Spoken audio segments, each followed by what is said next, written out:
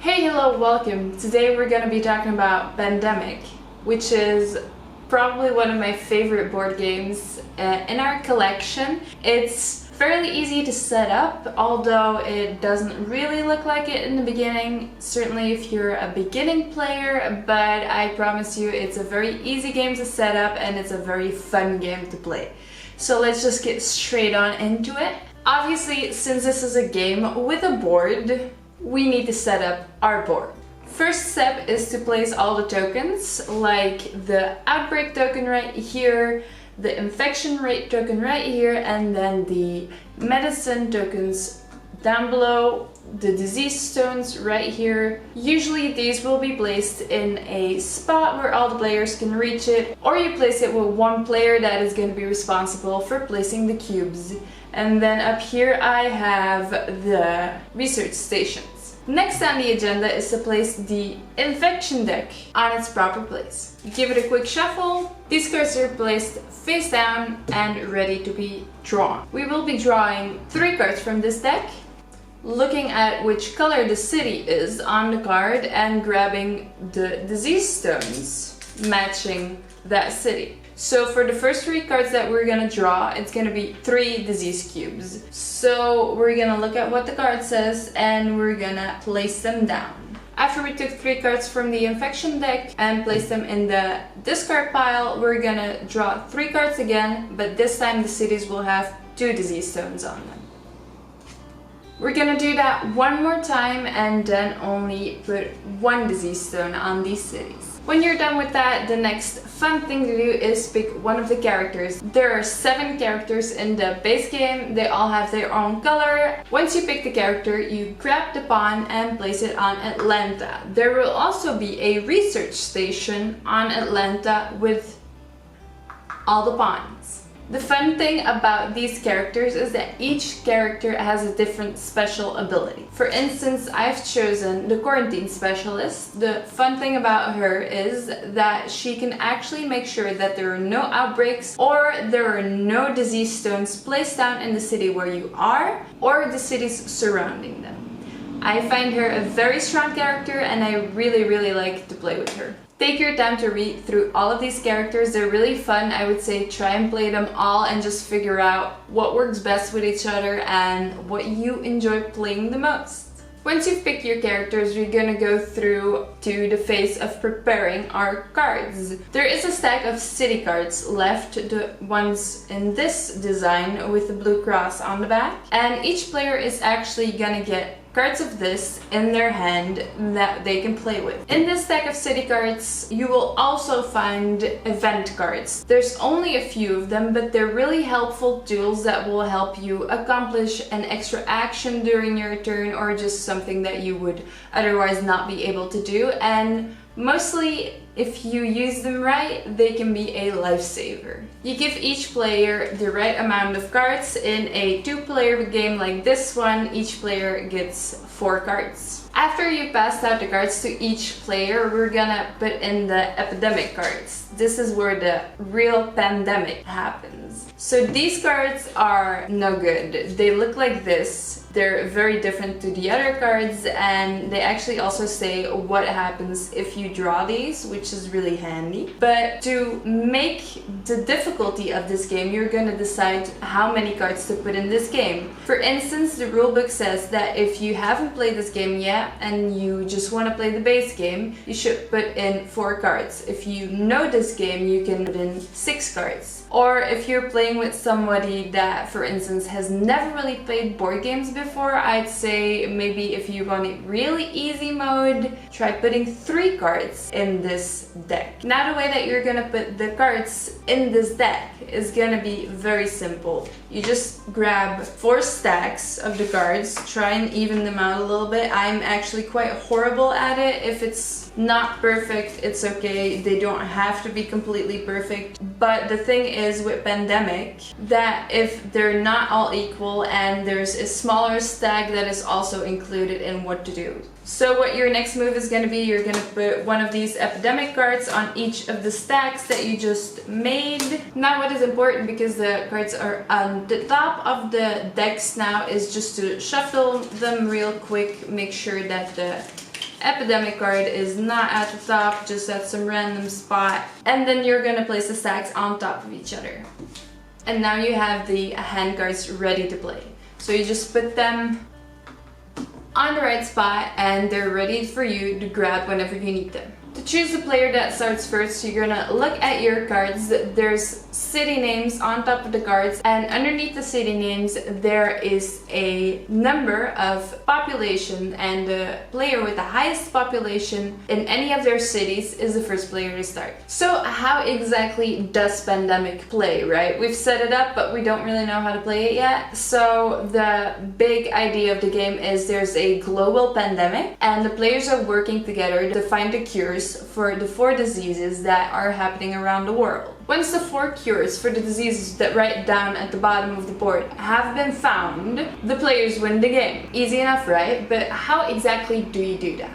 Each player will take a turn that exists of 3 phases during the game. Phase 1, you take 4 action. Phase 2, you draw 2 new cards from the deck. And phase 3, you infect cities from the infection deck. Now, seeing that this is a cooperative game, during the game the players can strategize with each other, try and decide what the best course of action is with the information that they have right now. But in the end, it's still the player that is playing his turn that is going to decide what is actually going to happen. If you, for instance, don't agree with what your group says, there's nothing wrong with doing what you think is right. But just know that it is kind of a democracy and you are all trying to accomplish the same goals. So listening to each other might be not the worst idea. Now let's take a closer look to all of the phases. The actions are all quite easy to follow. Let's take a closer look what moving actions are. For instance, there is drive or ferry, which means that a player will move his pawn to a connecting city. As long as you can follow a line to another city, it's all fair game. A direct flight, a player will grab a card from their hand. For instance, I have Hong Kong in my hand right here. I will place it in the discard and I will fly to Hong Kong. A charter flight. I am the quarantine specialist who is currently in Washington, and in my hand I currently have the Washington card. What I can do with this is place it in the discard pile and choose to go to any city on the board. So I can fly all the way over to Jakarta, for instance. When there are multiple research stations on the board, for instance, there's one in Baghdad and there's one in Atlanta, I will, without discarding any cards, fly from one research station to another one. So that was the last of the moving actions. There are also a few other actions. For instance, placing down a research station. What the current player just has to do is place down a city where he currently is, and he can just build a research station right there. The possibility is that you're gonna run out of research stations. What you just do is, for instance, I want to place one in Istanbul, but there's no more research stations in this stack right here. So I just grab one from, doesn't matter where on the board, and I just move it to where I want it to be. If a player is standing on a spot where there are disease cubes, they can choose to remove disease cubes. This action only takes away one, unless the cure for the disease has been found. When the disease cure token, or the bottle, or whatever you want to call it, is on the board, the player can then decide to take away all of the disease cubes on that city.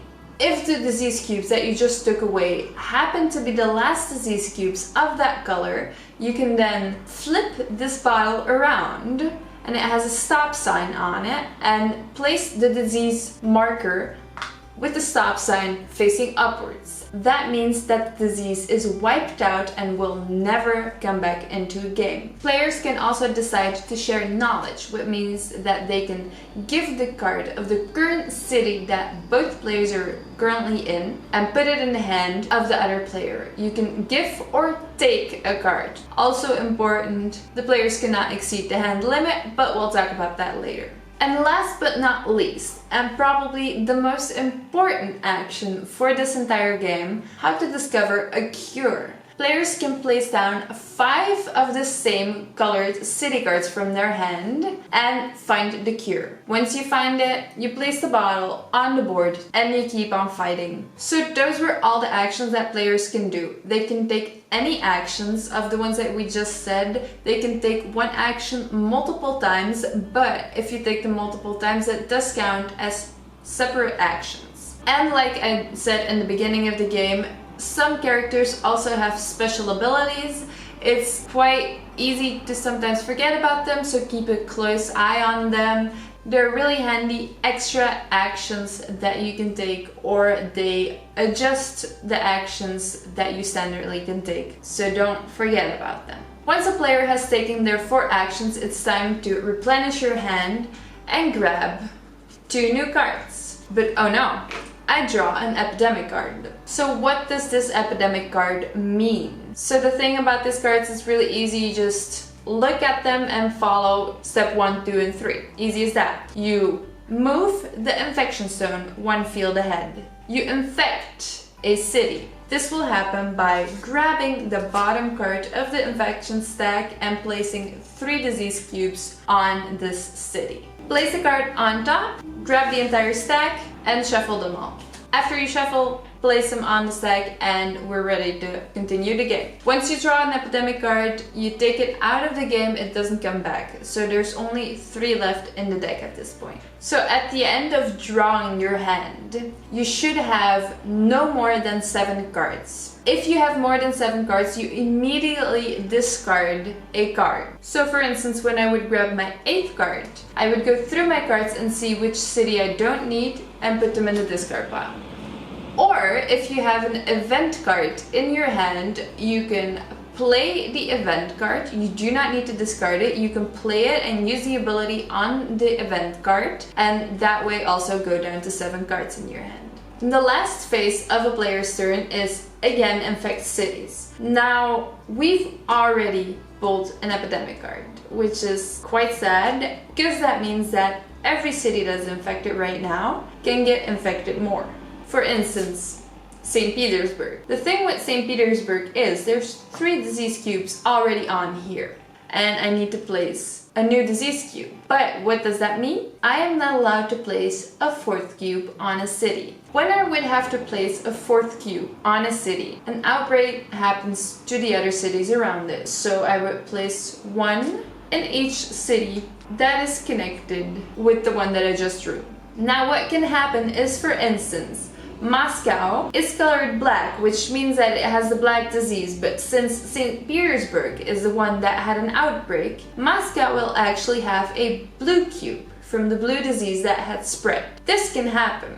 There can be cubes from every color on a city, but no more than 3 cubes can be on there, because then you have an outbreak. When an outbreak happens, you also never forget to move the outbreak zone 1 down. When it reaches the bottom of the track, you lose the game. This does not happen with the infection rate tracker. The infection rate tracker is going to keep track of how many cards that you need to infect your cities with. For instance, we just pulled 1, we need to pull another 1because it's still on 2. And shocker, it's Mexico City, which happens to give us another outbreak. So we place disease stones on every city around Mexico City and move the outbreak tracker 1 down. This is a very, very bad situation, but not every turn is like this. If you work together, if you keep the board strongly in a grip hold, if you try and get rid of all the diseases the best of your ability, then you might succeed to save the world, but you might also not. And that was the last of the player's turn. So then another player repeats all of these steps, and you just keep doing that until you win or lose the game. I personally feel like this is a very fun game. It is always different because of the cards and the placement of the epidemic cards. There's never outbreaks in the same city. Everything happens organically. The game has a life on its own.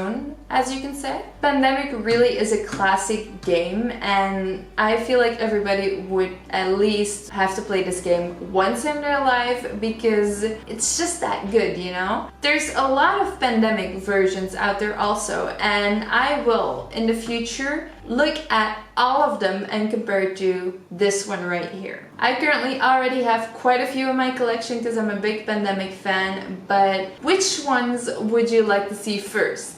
Comment down below if you have a preference of any other of the variants of Pandemic and want to see it compared to this one right here. And if you've never played Pandemic before, comment down below if you get the game a little bit better now, because I would love to hear your thoughts. Anyway, thank you so much for watching. I hope you learned at least something new today, and if you like this video, I have a ton of board game videos on my account, and I would appreciate if you stuck around and see all my future videos. I hope to see you guys in my next video.